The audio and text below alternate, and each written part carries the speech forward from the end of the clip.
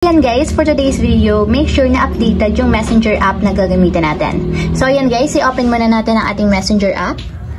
And then pagka-open guys, mula dito sa pinakang chat list, so kung makikita nyo naman, dito pwede na tayong maglagay ng notes. So dito, magkikreate lang tayo ng notes. So itap lang natin yung note dito sa ating profile.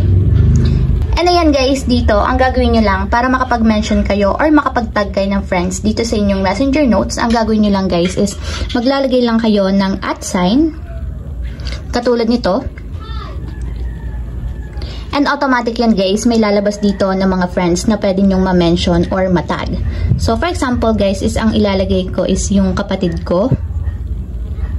So itatype nyo lang yung pangalan. And lalabas na yan dito sa friends niyo. So pipiliin nyo lang. And yan guys, automatic naka-mention na siya sa ating Messenger notes. So pwede tayong maglagay ng hi. Or pwede nyo ding lagyan ng music.